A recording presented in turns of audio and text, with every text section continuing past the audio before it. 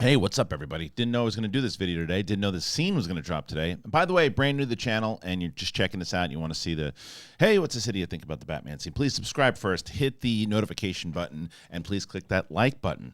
Comment, please, because as we start to respond to as many as possible, and that helps. It helps a lot, so please subscribe. All right, let's get into this thing. They dropped this scene from a deleted scene from the Batman. So obviously, if you haven't seen the Batman, you shouldn't watch this video because it's full of spoilers. The entire scene is, if you think about it. Well, first of all, they show the fact that Barry Keoghan's the Joker. I give him a little more to do, and as much as I think that this scene itself is really great, and I think that this scene actually, because I didn't love the deleted scene.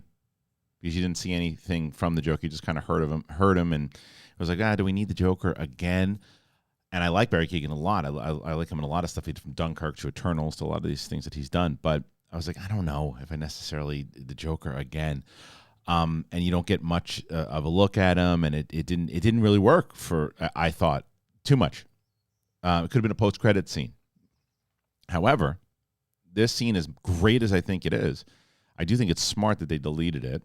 And I do think it's very smart that they released it like this because it's going to go viral. People are going to watch it and they're going to see it. They're obviously very proud of what Barry Keoghan did as the Joker, and they should be because this scene is awesome. And the reason why, another reason why they deleted it, or I think one of the main reasons, is it spoils a lot of stuff. And it's got a great Hannibal Lecter thing going on. Hannibal Lecter and Clarice with Batman and the Joker here. And I like the fact that they clearly know each other. They have history already, so we're not reintroducing the fact that, oh, this is how he finds out about the Joker and this. They've been through it already. And I love that. And it seems like the Joker knows everything about the Riddler. Everything that we find out in the Batman, Joker kind of knows already. And I think it takes away from that reveal. The fact that, that this guy, he's had this problem with Bruce and people kind of coming up, and the Joker tells us everything that we find out about the Riddler. And as cool as it is to watch this now, if you found out beforehand, it kind of spoils the reveal down the line. So it makes sense, but there's so much cool stuff going on here in this shot, man.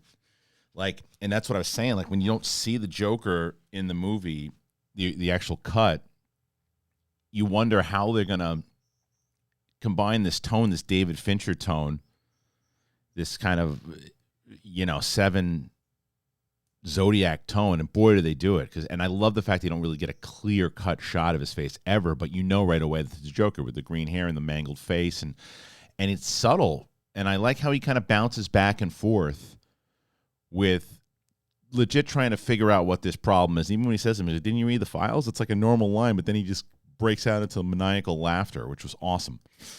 His hands are just an absolute mess. Like, look at those things. Like, playing with acid and just cut all of it. I mean, it's gnarly, and it fits the scene completely and the movie completely. And you get Pattinson staring him down, and that's such a great shot. The cinematography in this scene is just so incredible because it's like you're focusing on Batman there, but then when you really look and you see this mangled everything. He's just mangled all the way through. His haircut's mangled. His ears are mangled. And we will get to his mouth. And look at his head.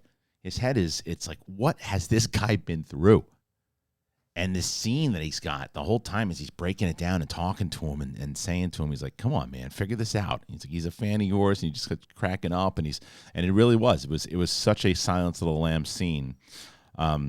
And I think, again, you put, because I think if this would have been more, probably would have been a 3.5 hour movie if they would have done a lot of, not with this just particular scene, but if they played with this dynamic of the Joker and him. And it's funny, it turned my perspective, because now they've already set up, if they go this route, that they already have this relationship. I was worried that, you're going to have to set up the Joker and the Batman reintroducing themselves again, and then it's going to be the Joker, or what kind of version of the Joker, and how he brought his own thing to it. I did feel a little bit of the Heath Ledger in there, just a sprinkle, but it shows you what a great actor Barry Keoghan is, because he made the character very interesting and very disturbed. A lot of iterations of the Joker have been disturbed, but this fits this kind of really creepy version of it. So, You get this creepy haircut, and the close-ups and the shots of as he's going through the file and he's looking at the jokes and saying the riddles, and he's saying he likes to do puzzles, but it's the close-up on the fingers, and still he's in Arkham, and like, what is he doing to himself? And he's just so mutilated, and this relationship that they have, and this, I guess, respect or whatever. And Batman walks away. It's like, you're wasting my time. And then you get this. You get the eyes. The eyes are the one thing with the green hair kind of coming down and the intensity in the eyes, but then the mouth mangled again. Like, what has this guy been up to? What a great scene. It was a great scene. Very happy it was cut from the movie. But I think that what it did in a very intelligent way was to show you what Barry Keoghan is capable of as the Joker. And it makes you want the Joker more. At the end of the Batman, the full cut, I don't think anybody was saying, "Oh man, now I need a Joker movie. I got to get Barry Keoghan's Joker in this." More people are going to be saying that now. And they didn't need it in the movie.